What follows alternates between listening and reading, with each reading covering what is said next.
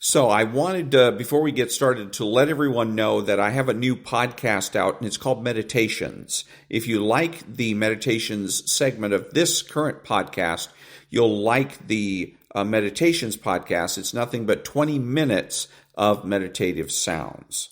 And now, on with the podcast. Americans love scenery. We want to see it all, from one coast to the next, Mount Rushmore down to the Everglades. So hop into a Chevy Malibu and take the scenic route. It's the car you knew America could build. There's a place where people count on friendships they can trace back generations, where they can count on the same stool at the coffee shop waiting for them every morning. This place is called Glen Ellen, and you can find it in every bottle of Glen Ellen wine. This is craft brewed Herman Joseph's, the smoothest, easiest drinking specialty beer in the entire solar system. And I believe you'll find drinkable in the dictionary right after don't order a beer you can't drink. Zoingo!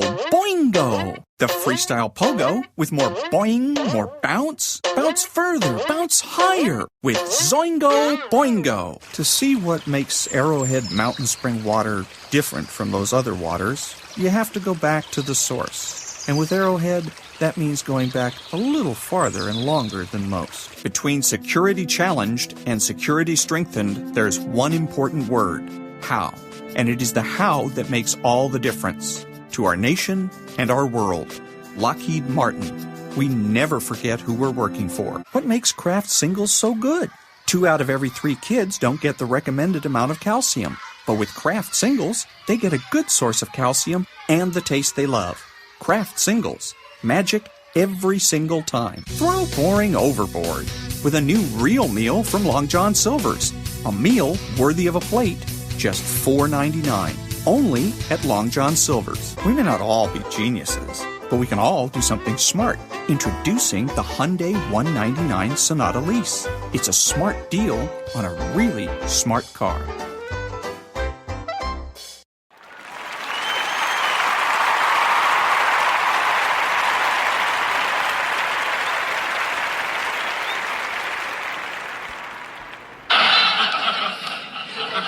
You ever burp wearing a mask? First time I did that, I had to take a knee.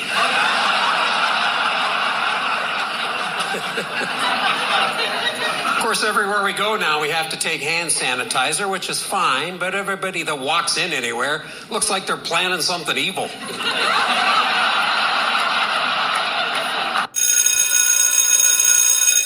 Good morning. It's Saturday, Rules Saturday, August the 23rd, and this is The True Conservative. Welcome to all the butchers, bakers, and candlestick makers out there.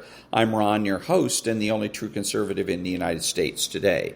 So today, after the Serenity Prayer and the patriotic song of the day, we will have no free lunch, rules for anti-radicals, rules for retrogrades, waking the sleeping giant, motivation, and meditation.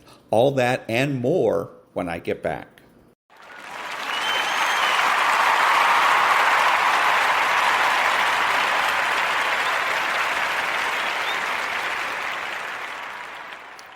God, grant me the serenity to accept the things I should not change, the courage to change the things I should, and the wisdom to know the difference.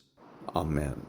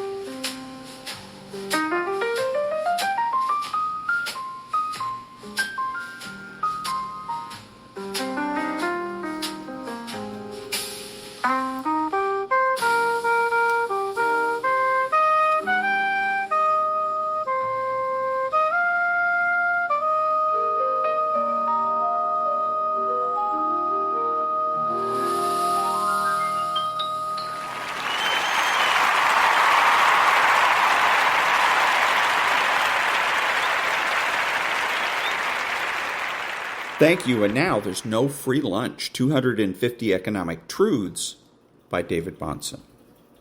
One of the big reasons why the entrepreneurial spirit flourishes in America is that as a people, we seem to be more tolerant of failure.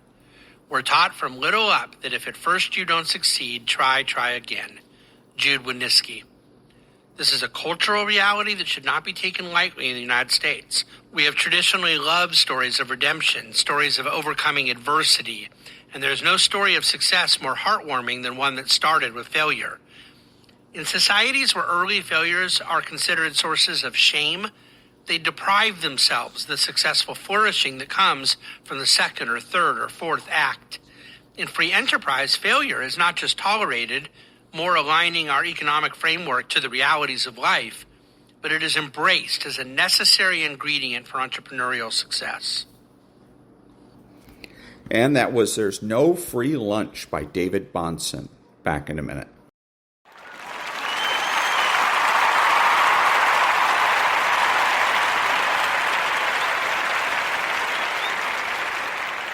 Thank you. And now, Rules for Anti-Radicals, Chapter 4, Beating Leftists at Their Own Game. Quote, political tags such as royalist, communist, Democrat, populist, fascist, liberal, conservative, and so forth are never basic criteria. The human race divides politically into those who want people to be controlled and those who have no such desire. Unquote. Robert A. Heinlein. As expressed by Robert Heinlein above, political opposition on any issue can be reduced to control of others, who wants it and who doesn't. In most cases, you'll be fighting collectivists, for whom control is essential to enforce the will of the collective, or, more precisely, those claiming to represent the collective, rather than individualists for whom control is, if not anathema, at least a necessary evil. Although I prefer the label of leftist to describe your political opposition, even that is only a subset of the controllers Heinlein describes above, since control can extend beyond politics. Why you must engage the enemy. In Waking the Sleeping Giant, How Mainstream Americans Can Beat Liberals at Their Own Game, authors Timothy Daughtry and Gary Castleman detail why conservatives have consistently won the intellectual debate while simultaneously losing our republic. Mainstream Americans play by the rules, says the authors, but it has become obvious that we have put too much faith in elections and not enough in what happens in between elections. They go on to discuss why we win elections, but continue to lose control of the culture which underpins our government and society. Donald Trump was targeted for defeat primarily due to his effort to dismantle what has been called the deep state, leftists in bureaucratic positions of power thanks to the multi-generational power grab described in Chapter 2, which continues to hamstring conservatives elected to office. Waking the Sleeping Giant points out that because mainstream Americans simply want to live and let live, we're prone to dominating an election and then, assuming we have won and that the people we elected will take care of everything, go back to mowing the lawn and watching football. Not so the left, because their objective is control. Regardless of whether they win or lose an election, they continue to plot their next moves. That is why, despite national election victories listed above, we find ourselves on the precipice of defeat. After each loss, the left quietly continues to organize the incremental takeover of our republic. To reclaim our society, you must fight socialism, not just in Congress, but in your children's school, on your city council, in your local public forums, and in your state legislature. Confronting leftists is probably something you would prefer to avoid. As Waking the Sleeping Giant points out, mainstream Americans respond with deep discomfort to the emotional blackmail levied against us by the left. Your opponents count on and manipulate that discomfort. The basic differences between you and your opponents. You prioritize the individual, they prioritize the collective. You value individual rights and freedoms, they regard individual freedom as dangerous to the collective. You value individual achievement, they demand group collaboration. You believe building wealth benefits all, that a rising tide lifts all boats. They regard wealth as a zero-sum game in which whatever you have is something someone else doesn't. You value private property. They think in terms of stakeholders. You value independent thought. They demand adherence to dogma. You think rationally. They think emotionally.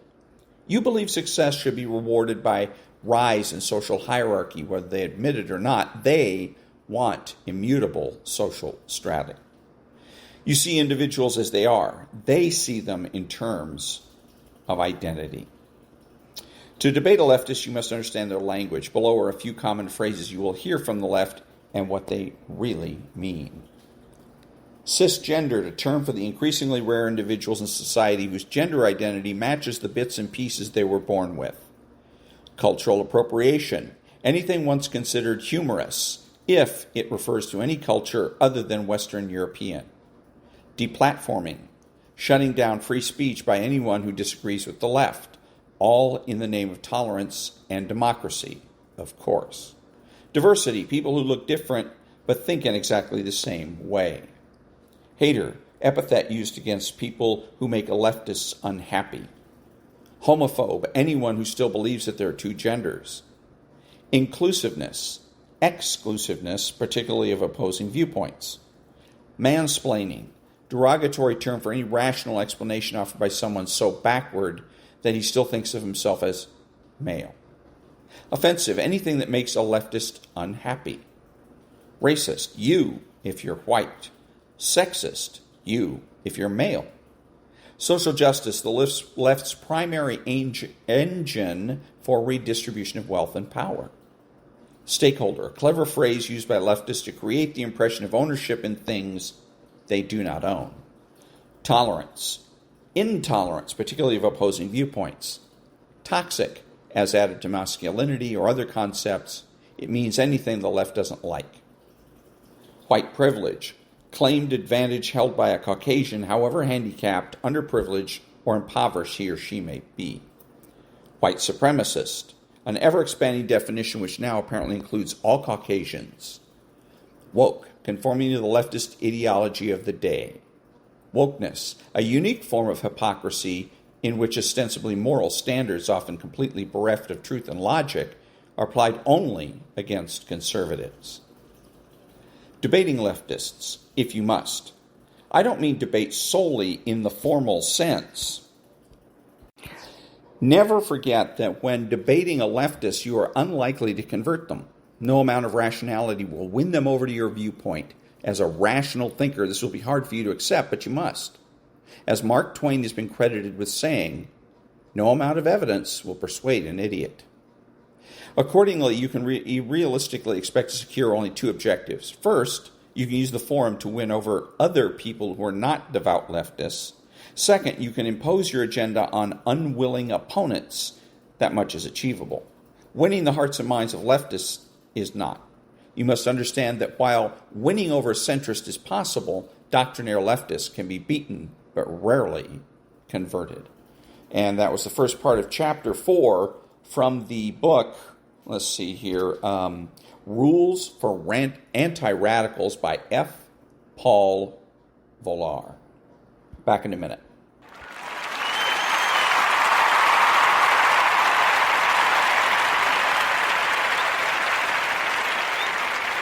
Thank you. And now, rules for retrogrades. Rule 7. Never let radical mischief go unpunished. Make a stink about everything. Mod cons are habitually cowardly and lazy, but they fancy themselves magnanimous, charitable, and wise, whitewashing their indifferentism and chronic failure to react to grievous insults as stateliness and poise and being the bigger man, and all sorts of other delirious euphemisms. Mod cons have afforded radicals so much leniency in deportment and speech that radicals now believe that they can say and do anything to a retrograde without fear of reproach. It is this abdication of the duty to counterpunch that has allowed the conduct of radicals to devolve to its current critical level of vile coarseness. It is this abdication of the duty to well with righteous anger that has enabled the Antifa mob to run amok through large portions of various urban areas, committing batteries on innocent passerby with impunity. It is this abdication of the duty to defend our honor that has relegated those not on board with radical propaganda to de facto second-class citizen status. Radicals have successfully handed down to Western society an unofficial but despotic code of conduct. They have shuttered our ability to speak truth freely. They have set forth rules dictating what sorts of things we may joke about without running afoul of the thought police. They've narrowed our styles of dress and personal adornment by admonishing us about cultural appropriation. They've dictated the proper ratio for women and minority appearances in movies and television. They've twisted our arms to make us pretend that men who grow out their hair, shave their Adam's apples, speak with a phony lisp, and wear gaudy dresses are actually women. And the way that radicals have been able to get society to accede to their fell new code of conduct is by grievance mongering. They gripe, complain, and take offense about everything that doesn't conform to their bizarre sensibilities. But not only do they gripe, complain, and take offense, they also call corporate offices, write letters to Congress, picket businesses, and threaten boycotts.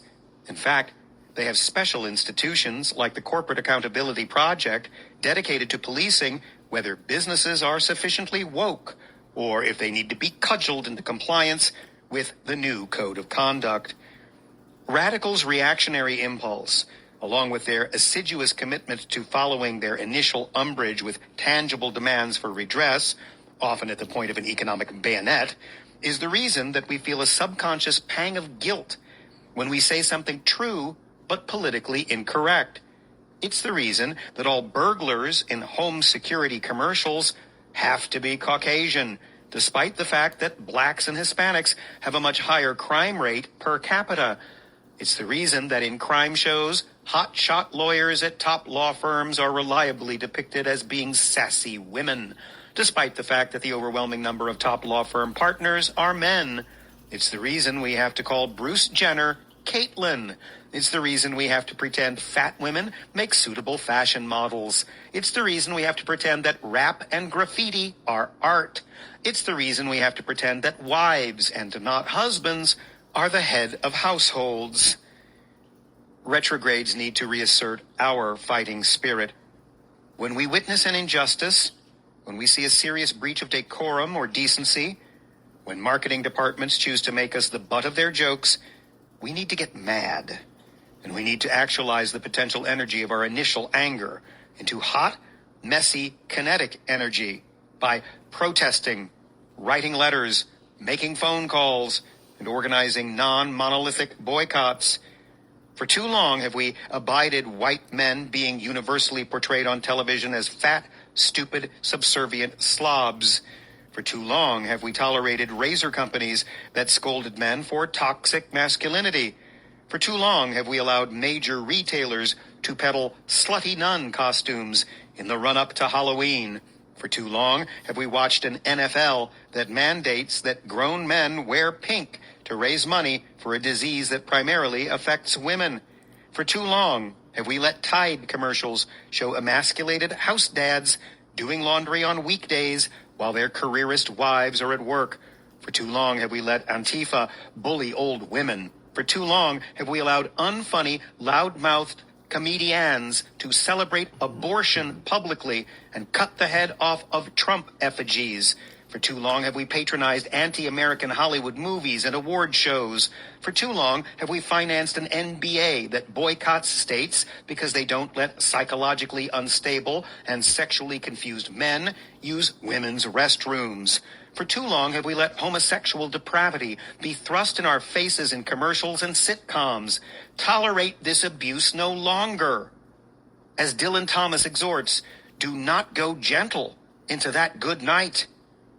It's time to get mad and resolve ourselves to punishing radical mischief, verbally chastise wrongdoers, seek to get those who use employment positions to advance radicalism fired from their jobs, flood customer feedback centers with letters and negative reviews, do anything, and do it loudly and with aplomb. But most of all, stop doing nothing. The only way to stop a bully is by punching him in the mouth. Hard. And that was Rules for Retrogrades, 40 Rules, 40 Tactics to Defeat the Radical Left by Timothy J. and David R. Gordon. Back in a minute.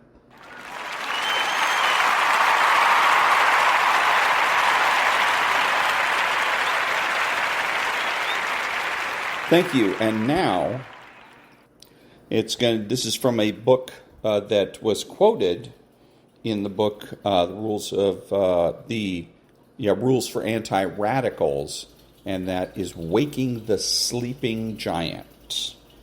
And this section is called Winning the Debate While Losing the Republic. Conservatives have won the battle of ideas.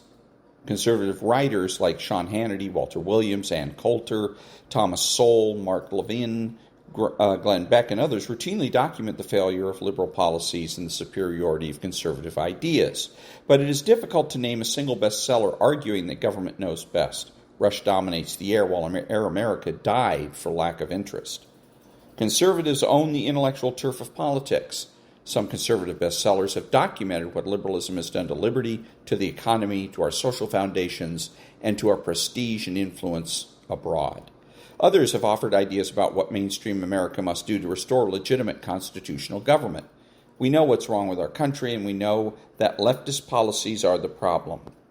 But what none have addressed so far is why the mainstream majority has been losing our country even as we have won the battle of ideas.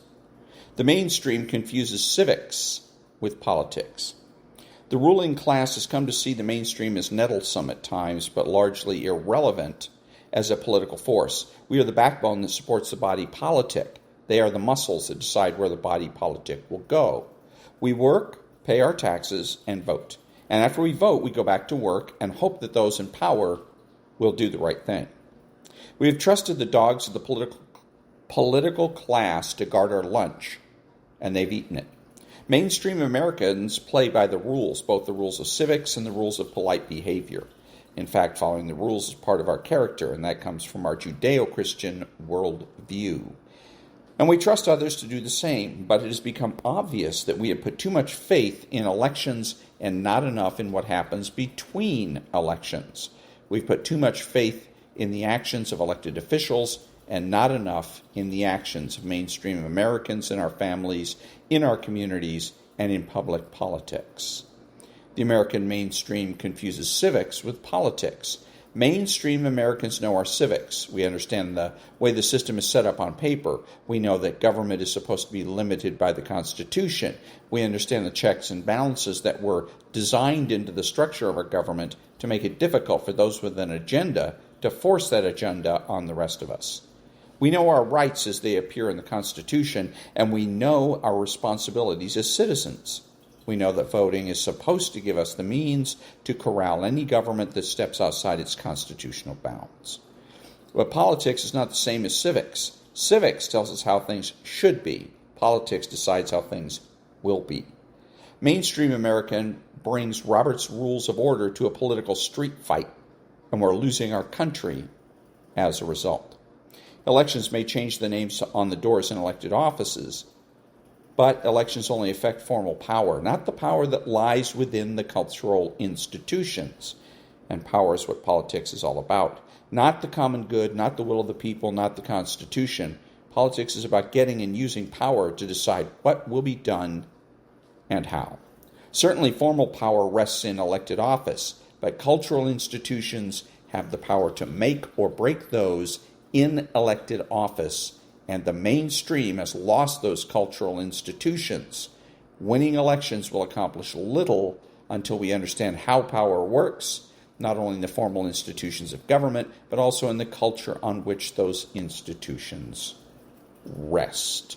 And that's one section of the book called the The Sleeping Giant. Let me see if we can find out to see who wrote this. Waking the Sleeping Giant. No, it's, Timothy Daughtry and Gary Castleman, PhD. Waking the Sleeping Giant. Back in a minute.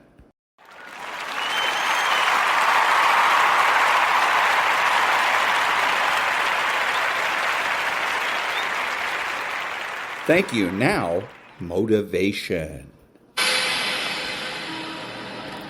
In order to craft a life that you love more than the life you have today, you have to start being a little irrational. George Bernard Shaw said, reasonable people adapt themselves to the world. Unreasonable people attempt to adapt the world to themselves. All progress, therefore, depends on unreasonable people. Most people are just sheep. They just follow what everyone else does. It happens everywhere in life. And my philosophy has always been this. You can follow the sheep, but it's always going to take you down the most crowded road in life. Instead, go the opposite direction. Your chances are always going to be better and quicker and more efficient than following what every other person is doing, because they're only doing it because they see everyone else doing it in the first place. It's this weird psychotic loop that we all get into that drives me nuts. Making the right decisions is a one-on-one battle. Whatever the majority of the crowd is doing, find your way doing the opposite. And see 9 times out of 10 how right you turn out to be. All great, productive people have this in common. They divorce themselves from society on a daily basis. And if you do these kinds of things, the world will call you eccentric. This is where you got to develop the interior core, where it doesn't matter if people call you crazy. So you have two options right now. You can either be one of life's reasonable people, or you can be someone who's slightly unreasonable, somebody who demands more from life. You can be world class, you can fit in with the world, you don't get to do both. This is where you got to develop the interior core, where it doesn't matter if people call you crazy. One of the things limiting you from your income, your impact, a world-class life. You care too much about what people think about you. It served us thousands of years ago. We wanted to fit into the crowd because if we left the crowd, we would die of starvation or we would be eaten by saber-toothed tigers. Now we're in the modern age and we are frightened. We are terrified if we leave the crowd. But you can be a titan or you can be average. You can't do both. And part of being at world class, you've got to really do the prayer, meditation, journaling, affirmation, declarations, and be around people who really don't care that much about what people think of them. One thing I've learned is everyone has an opinion. Why let the opinions of other people deny you from a life that will make history? Some of y'all, you lying to yourself. You say you want to be great. You say you want to get to the next level. You say you want to be dominant on that field. You say you want a promotion. You say you want to start your own business. But listen to me very closely. You talk too much. Shut up. Go to work and show me. Show me what you got. Show me. Wash the dishes and wash the dishes 100%. Mop the floor and mop it 100%. Go to work and do your work. Don't just go to work when you feel like it. Go to work even when you're down and out. Even when you're not feeling it. Still do it every single day. Work on it every day. Is it that you're not where you're supposed to be because you don't have what it takes? Are you not where you're supposed to be because you don't have the ability? Are you not where you're supposed to be because you don't have the talent? Are you not where you're supposed to be because you don't have the opportunity? No.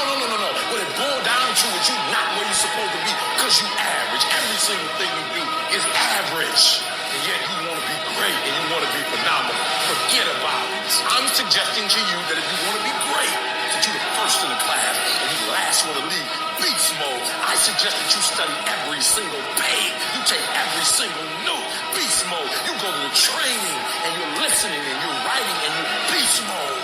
When you want to become a diamond, your whole attitude change, your whole mindset, your thinking, your relationship, the decisions that you make, your energy, all of it changes. See, this is something that you can't be in this business. This business has to be in you. Continue to work, continue that course, believing in the worthy cause, the end state of it all, knowing that the pressures and the problems coming and welcoming, those are the situations that are going to formulate and mold you into the person you want to be. Accept this as a reality. Sacrifice this day for the investment in the future, greatness. So I'm I'm telling you, in life, you start running from a class, you start running from a subject that you don't like, it will haunt you for the rest of your natural life. It ain't going nowhere. You got to take that thing out, like, you got to take the breath out. So some of y'all are afraid of math. Go after it. Go get it. Don't run from it no more. Go get it. You go in there and go get that grade. You go in there and get that information so you can pass that class. You got to go get it. I want you to go in confidence that you've never had before. And every giant in your life, slay him. You go back and slay him. Don't kill him, slay him. And that was a little motivation. Back in a minute.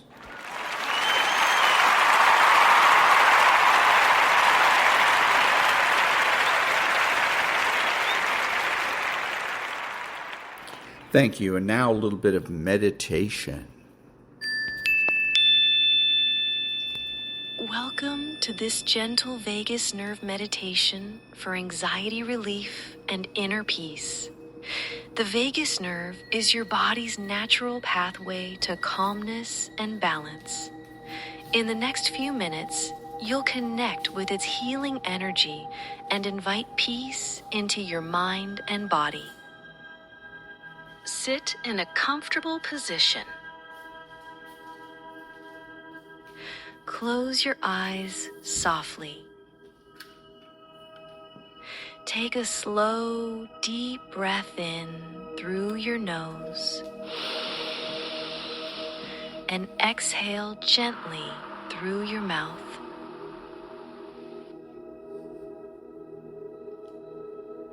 Now inhale again, and as you exhale, hum softly, feeling the vibration in your chest and throat.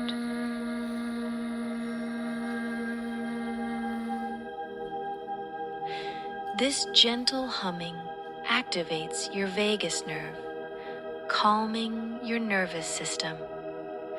Repeat this for a few breaths. Inhale slowly through your nose and exhale softly.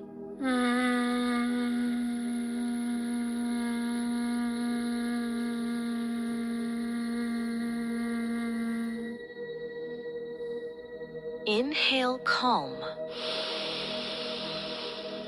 Exhale tension.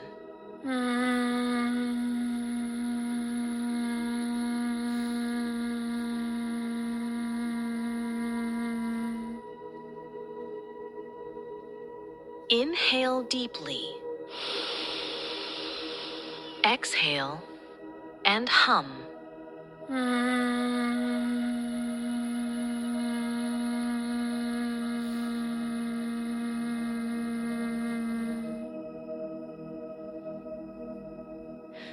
Bring your awareness to the top of your head. Imagine a wave of relaxation moving down your forehead, your jaw, your shoulders. With every breath, release any tightness, any worry. Feel your heart space expanding with calm energy. Now visualize a soft golden light flowing along your spine. This light travels through your chest, your belly, and gently down to your lower body. It is soothing, balancing, and grounding. With every inhale, this light grows brighter. With every exhale, your anxiety dissolves into peace. Silently repeat these words.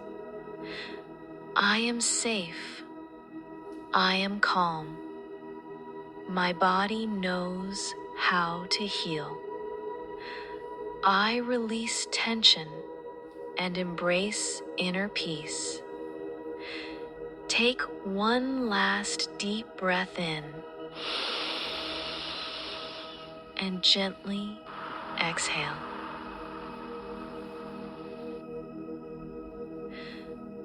When you are ready, gently bring your awareness back to the present moment. open your eyes softly. Carrying this sense of calm and inner peace with you into the rest of your day. Thank you for being here. See you in the next meditation. And that was a little bit of meditation. Back in a minute.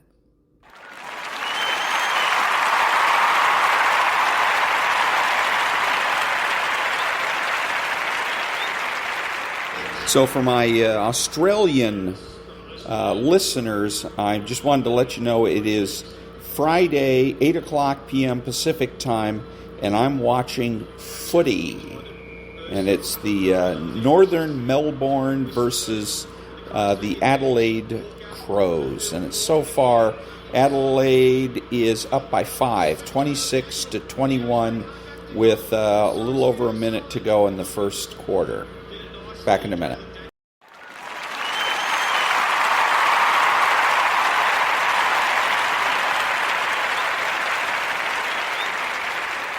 Thank you, and now, Machiavelli. What if your biggest threat isn't the person who hates you, but the one who smiles beside you? We've been taught to fear our enemies, to watch for attacks from the outside. But Machiavelli knew better. The real danger comes from those who pose as allies.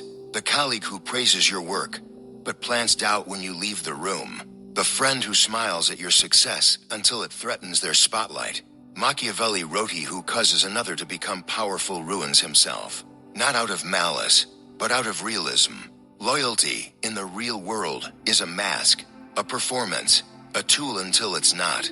So today, we dive into the ruthless genius of Machiavelli and expose how to detect, diffuse, and dominate the fake friends and colleagues that could destroy you if you stay naive. This is not a guide for the weak-hearted. This is for those ready to survive and rule. Welcome to Machiavelli Mind Tactics. We all want to believe in loyalty, that people will stand by us because of shared experiences, personal bonds, or moral principles. But Machiavelli didn't buy it. In The Prince, he stated it plainly. Men are ungrateful, fickle, liars, and deceivers. They shun danger and are greedy for gain. To Machiavelli, loyalty wasn't a virtue. It was a convenience easily discarded when it no longer served personal interest. He believed most people align with power not because they believe in you, but because they benefit from you. And when that benefit fades, so will their loyalty. Historical example, Cesare Borgia. Let's talk about one of Machiavelli's favorite figures, Cesare Borgia. At the height of his power, Borgia was surrounded by so-called allies, noblemen, generals, even clergy. But Machiavelli observed how Borgia never truly trusted them. He used them strategically, gave them power when useful, and when they became threats, he eliminated them. One such man was Ramiro di Orco, a brutal commander Borgia appointed to pacify the Romagna region. When the job was done and public hatred for Ramiro grew, Borgia had him executed publicly. His head was displayed in the town square. Machiavelli admired this, not the cruelty but the clarity. Borgia understood loyalty is temporary, power is permanent. A wise prince must rely on what he controls, not what others promise. Modern mirror, the corporate climb. Fast forward to today. Think about your office, your career. How many people congratulated your promotion, but secretly felt threatened by it?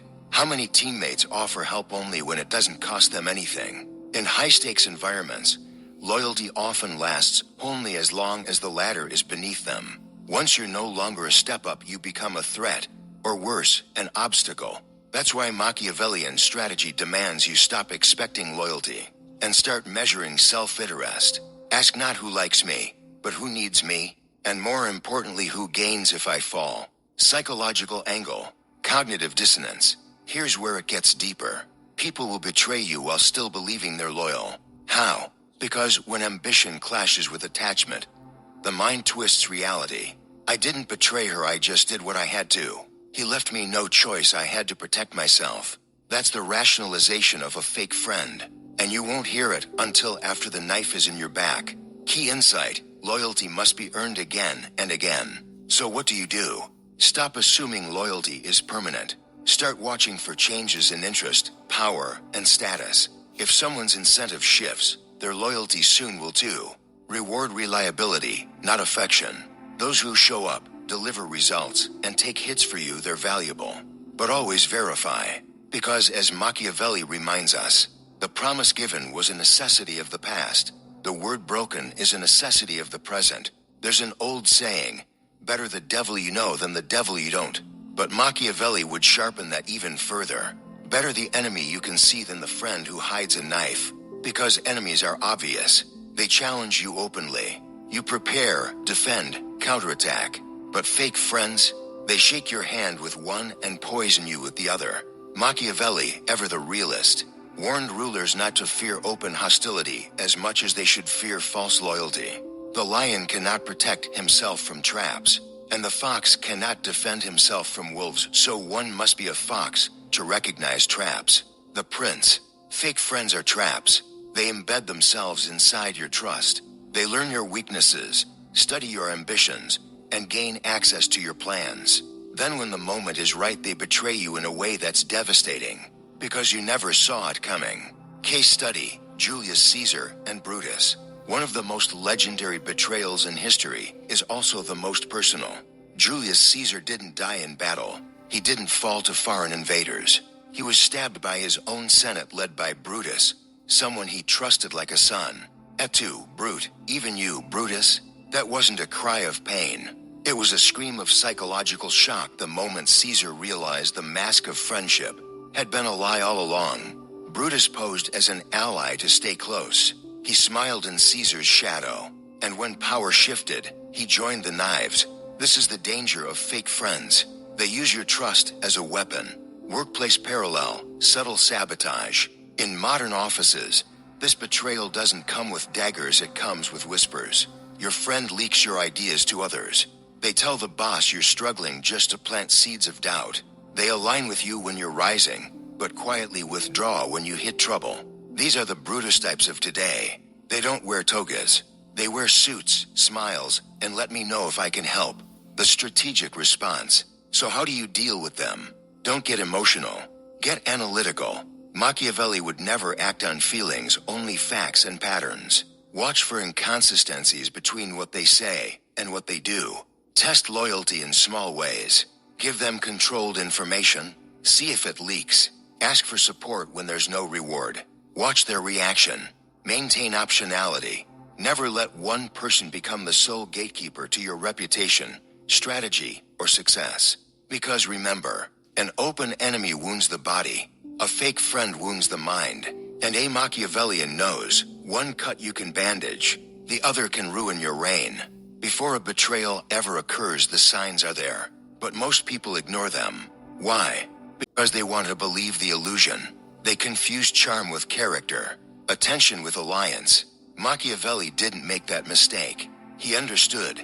Every fake friend reveals themselves if you're observant enough. So let's break down how to recognize these pretenders before they strike. Sign 1, over flattery. Beware the colleague who praises everything you do, especially in public. Men are so simple and so much inclined to obey immediate needs that a deceiver will never lack victims. The prince. Machiavelli knew that people who flatter constantly are usually hiding something. Their goal isn't to lift you up, it's to lower your defenses. In modern workplaces, this looks like, no one could have handled that better than you. You're the smartest person here. We're lucky to have you. Honestly, if it feels too sweet to be sincere, it probably isn't. Sign 2, vague support, quiet absence. A fake friend is present for the celebration, but absent for the crisis. They show up when you're winning, but fade when you're attacked or struggling. Ask yourself, who speaks up when I'm being criticized? Who disappears when I need backing? A Machiavellian doesn't confuse presence with partnership. They observe who only supports you when it's easy. Sign 3, passive sabotage. The two-faced colleague rarely attacks directly. They operate through plausible deniability, the art of betrayal without fingerprints. Examples. I think she's great, but some people are saying she's not ready for that role. He's really talented, though he's been under a lot of stress lately. This is how they inject doubt while pretending to defend you. Machiavelli would spot this immediately. These are people who wish to undermine your position while maintaining their image of loyalty. Sign 4, shifting energy when you succeed. Watch how they react to your good news. Do they celebrate genuinely or with forced smiles? Do they echo your excitement or quickly shift the topic? Do they share your wins or find subtle ways to outshine you? Jealousy is the seed of betrayal, and a true Machiavellian knows envy among friends is more dangerous than hate among enemies. The Machiavellian method, psychological triggers. To identify a hidden enemy, watch how they act when you're not useful to them. Notice their behavior when you gain influence, attention, or advantage. Fake friends become tense when you no longer need them. Observe what they do under pressure. Stress reveals the mask. Ambition exposes the true face. Real-world application, the middle manager trap. In corporate settings, middle managers often play both sides. To senior leadership, they praise you. To peers, they whisper doubts. They don't want you fired, just neutralized. They fear you'll rise past them. So they work in shadows, using words as weapons. Machiavelli would never confront them head-on. He'd observe, document, and prepare his counter before they ever knew they were exposed. Lesson: the first method for estimating the intelligence of a ruler is to look at the men he is around him. The prince. In your life, the same applies. Your power is tied to the quality and loyalty of those closest to you. Once you've identified potential traitors in your circle, you don't need to confront them directly. Machiavelli rarely recommended open conflict unless it was absolutely necessary. Instead, he taught rulers to use strategic distance, control through detachment. A prince must be wise enough to know how to draw profit from the faithless, the prince. In other words, you don't have to cut them out, you just have to keep them close enough to watch, but far enough to prevent damage. Psychological power of distance. Here's the hidden power. When you pull back from someone who thrives on access, they become unstable.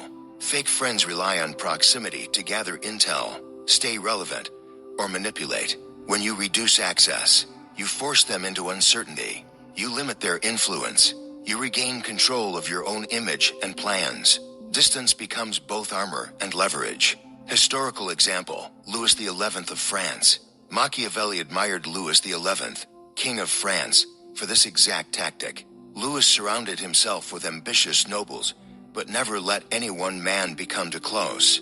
He divided power, kept informants in every camp, and rotated influence like a chess master. As a result, no ally became powerful enough to betray him effectively. Distance wasn't coldness, it was strategic survival. Corporate application, controlled access. In today's business world, this plays out with information control and emotional boundaries. Let's say you suspect a colleague is undermining you. Do you accuse them? No, that creates noise, conflict, and makes you look insecure. Instead, stop sharing sensitive information. They can't weaponize what they don't know. Redirect conversations. Stay polite, but vague. Loop them out of your core decision-making. They lose influence and don't even realize it until it's too late. You don't unfriend them. You unplug them quietly. Power play, never give total access. Machiavelli would argue, no one, not even your closest friend, should have full access to your thoughts, intentions, or plans. He understood the simple truth. The more people know your mind, the easier you are to manipulate. So distance isn't just about removing threats. It's about preserving mystery, leverage, and control. Key takeaway: strategic distance lets you observe without being entangled, maintain respect while eliminating risk, keep power centralized where it belongs, with you. Because in the Machiavellian playbook, friendship may fluctuate, but dominance must remain steady. Machiavelli did not believe in waiting to be stabbed. He believed in striking first, not out of paranoia, but out of calculated necessity. Injuries must be inflicted all at once, so that their savor may be the less. The prince. This isn't about vengeance. It's about removing threats before they metastasize. A fake friend once exposed doesn't just pose a personal risk. They can poison your reputation, steal your opportunities, and reshape perception around you before you ever get a chance to respond.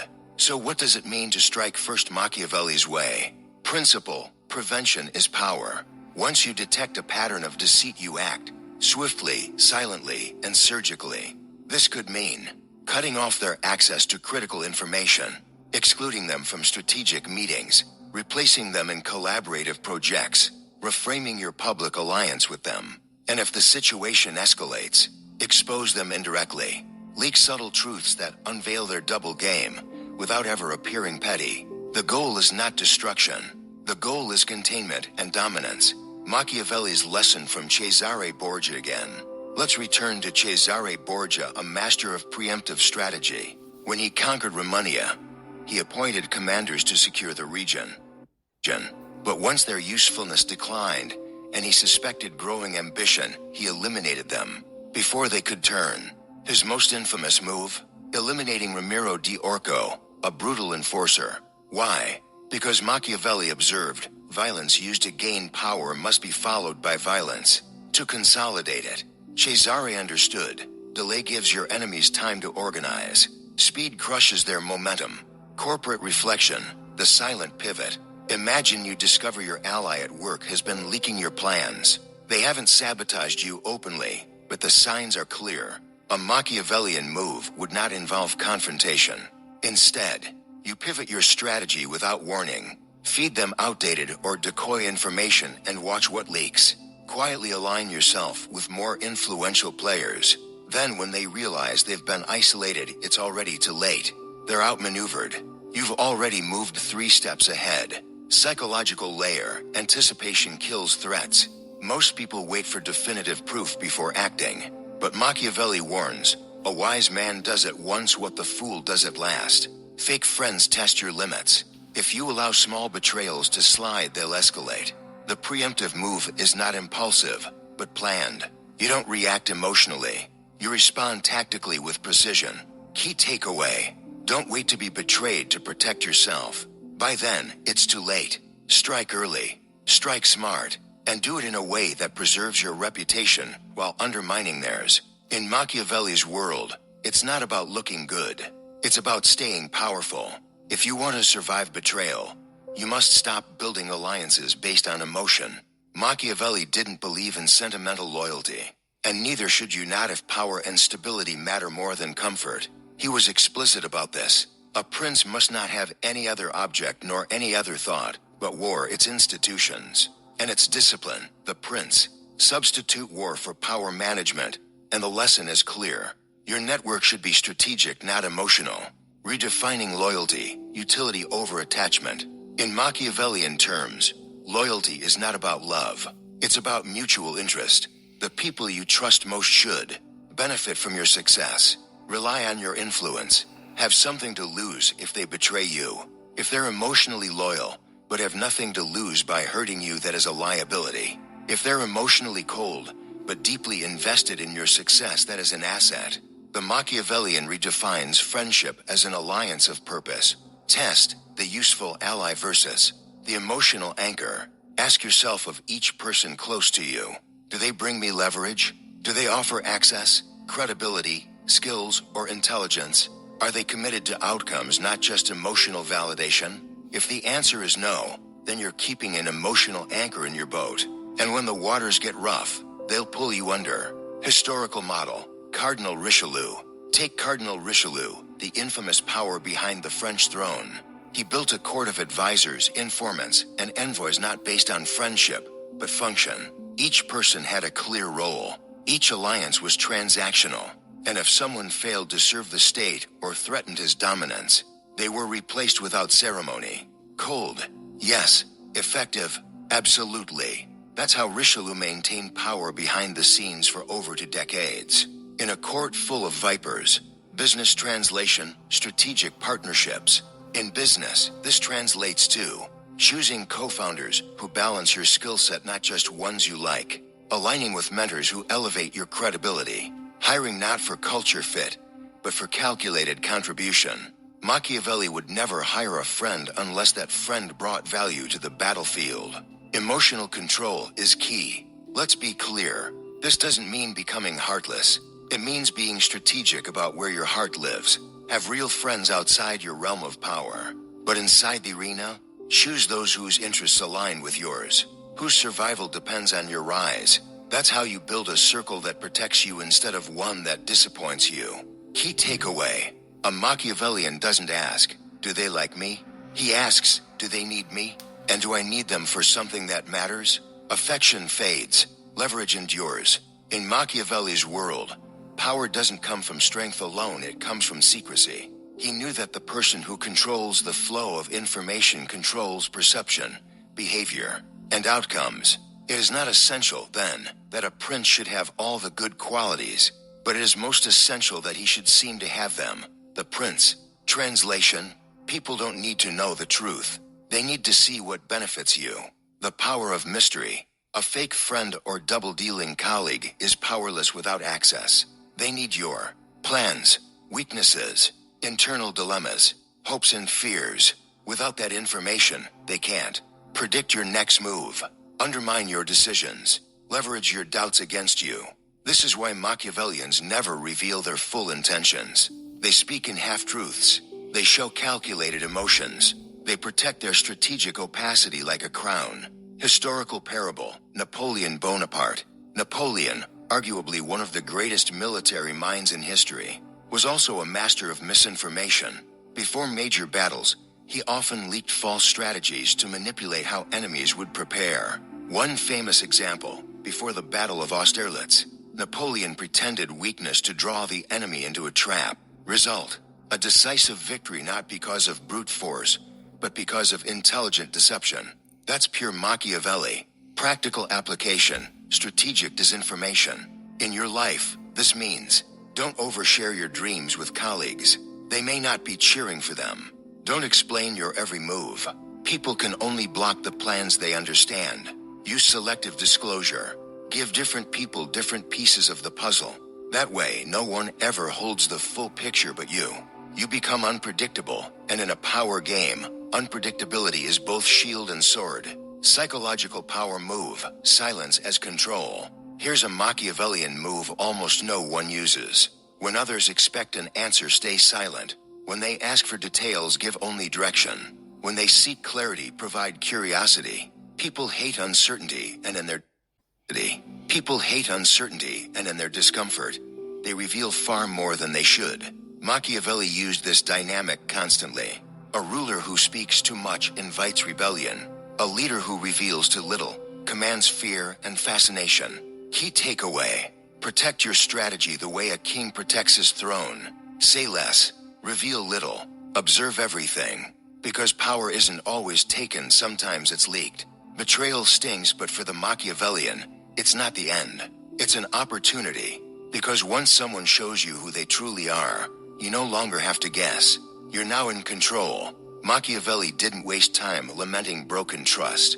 He focused on how to turn pain into power. A wise man ought always to follow the paths beaten by great men, and to imitate those who have been supreme, the prince. And great men don't crumble under betrayal, they capitalize on it. Step 1. Control the narrative. When someone betrays you, don't just react. Respond strategically. Stay calm. Say less. Then quietly reshape the story. Your goal isn't to prove you were right. Your goal is to reframe the betrayal in a way that strengthens your authority. Let's say a teammate undercuts you and takes credit for your work. Don't retaliate emotionally. Instead, document everything. Leak the facts subtly to the right people. Let them discover the truth on their own, and shift the tide of perception. You remain composed. They look exposed, and you come out appearing calculated, not chaotic. Historical example: Steve Jobs. In 1985, Steve Jobs was betrayed by his own board and ousted from Apple, the company he founded. Many would have disappeared. Jobs did the opposite. He started next. He built Pixar, and when Apple stumbled, they brought him back. But he didn't return as an employee. He returned as the savior. He took the betrayal, built leverage with his success elsewhere, and forced Apple to need him again. That's not revenge. That's strategic dominance. Step 2. Extract intel. When betrayal occurs, emotions run high and people talk too much. That's your chance to extract motivations, alliances, weak points in their network. Think like a strategist. Who benefited from this betrayal? Who stood to gain? Who suddenly rose as you fell? These questions turn betrayal into a map of who's really loyal and who's pretending. Step 3. Punish selectively. Machiavelli didn't advocate forgiveness, but neither did he suggest blind punishment. If you do injuries, do them all at once. If you bestow benefits, do them little by little. Punish with purpose. Make an example out of one to warn the others. Cut ties not in fury, but in full view of others, to establish what betrayal costs. But never overreact. Emotional outbursts give your enemies ammunition. Strategic retaliation makes everyone think twice before crossing you. Key takeaway: betrayal isn't just an attack, it's a mirror. It shows you who's real. It shows you where you were weak. And it hands you a weapon if you know how to wield it. Because the Machiavellian doesn't fear betrayal. He turns it into leverage. You've seen the signs. You've studied the tactics. You know now that not everyone beside you is with you. Machiavelli's timeless warning echoes through every betrayal, every fake smile, every friendly hand that slowly tightens around your throat. The promise given was a necessity of the past. The word broken is a necessity of the present. The prince. What does this mean in today's world? It means people will support you until they no longer benefit. They will applaud your success until it eclipses theirs. They will swear loyalty until their ambition says otherwise. And if you're not prepared, you'll be blindsided.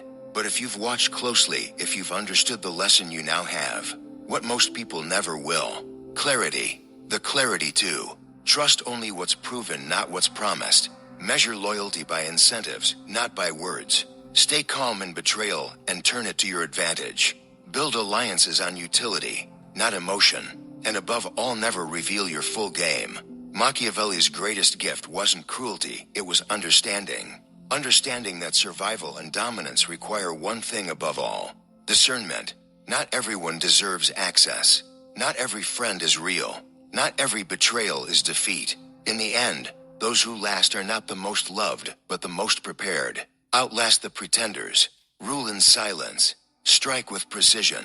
If this video changed how you see the people around you, if it forced you to think like a strategist, not a sentimentalist, then it's time to take the next step. Subscribe to Machiavelli Mind Tactics, where we study the brutal truths of power. And that was Machiavelli. Back in a minute.